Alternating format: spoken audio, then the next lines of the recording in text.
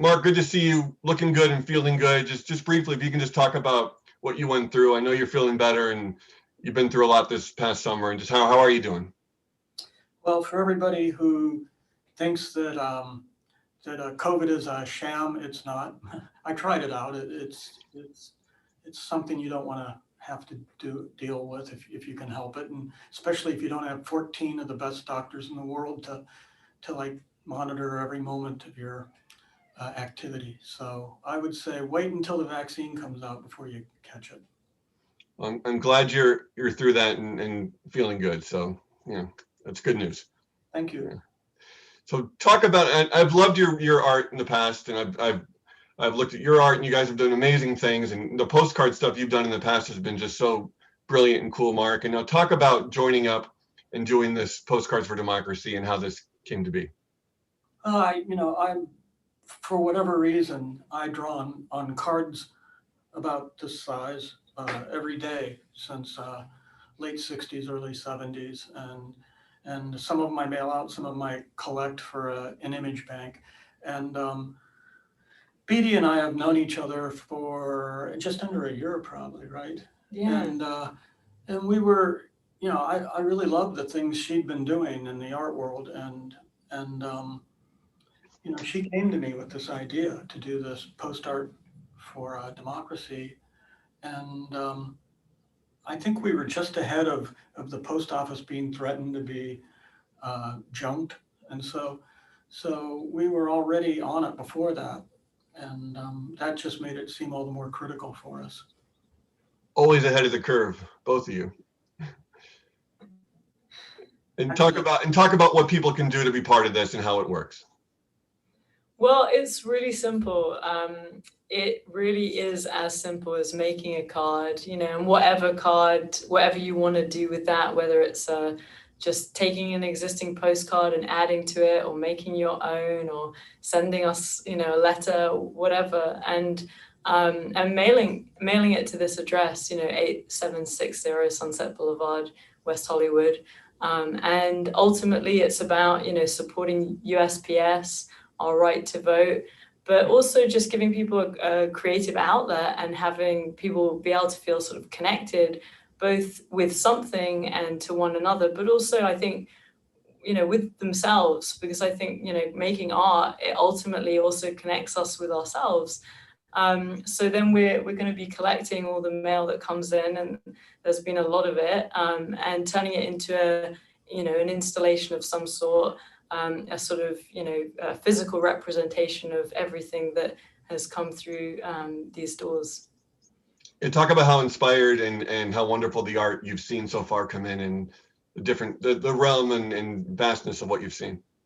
Well, there's been a wide range of submissions, all the way from just people just writing a note or saying something that's important to them at the moment on a card, to people that have done beautiful drawings, beautiful paintings, beautiful collages, and some of them are just kids doing really crude stuff, and there's everything in between. There's no, it's not like it's all these amazing artists, but there are some, and there's a lot of just people that they just wanted an excuse to be able to have their say, and not it being through an algorithm necessarily.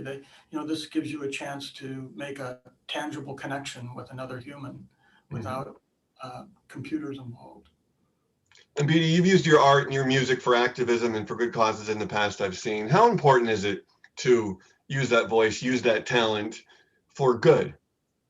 Well, I sometimes feel like we have to keep, there's this sense that we need to sometimes keep on reinventing the wheel in some ways, with technology, with innovation.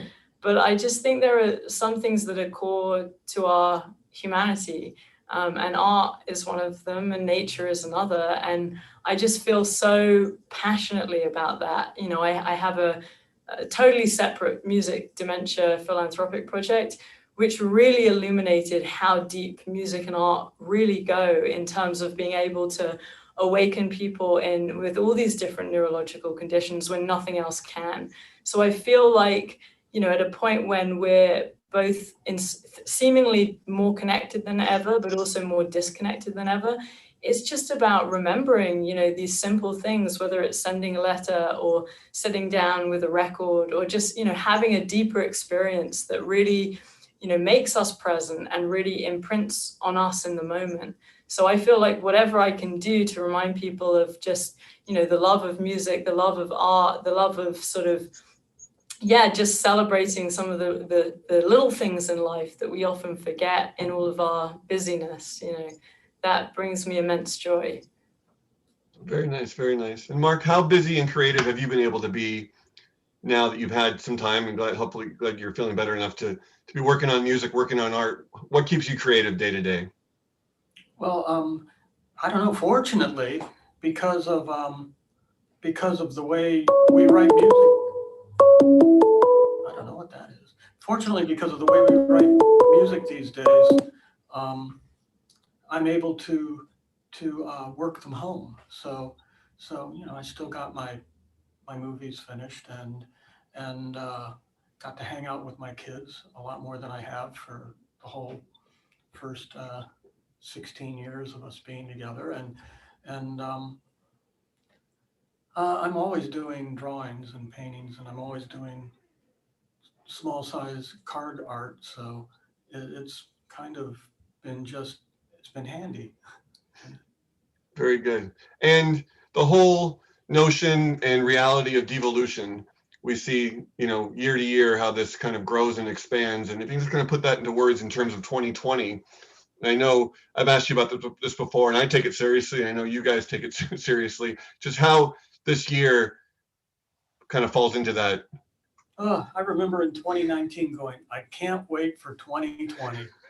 I remember thinking that somewhere around November last year. But yeah, things are devolving, and unfortunately, Devo was correct about that.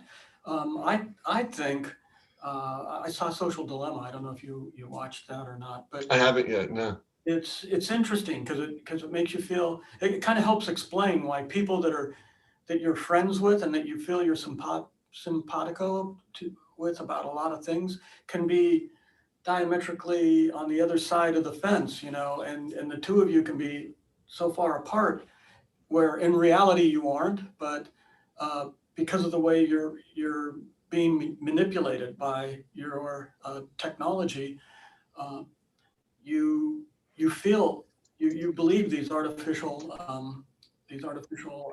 separations. Mm-hmm. Mm-hmm. Very true. Well, thank God we have art and music to help us all. It's a great benefit for artists. It's a great benefit for people that consume art, and especially when you use it for this kind of platform, it's a very cool thing. So congratulations to you both for doing this. Oh, thanks. We'll help spread the word.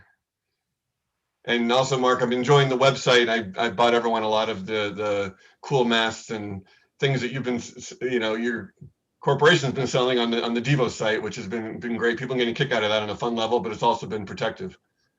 Well, yeah, it's like everybody needs a salad sneeze guard, salad bar sneeze guard. So we got them if you don't have one yet.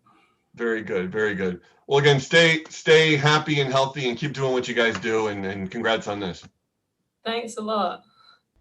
Thank you for watching. If you want more extra, hit the subscribe button and the bell so you'll never miss a video.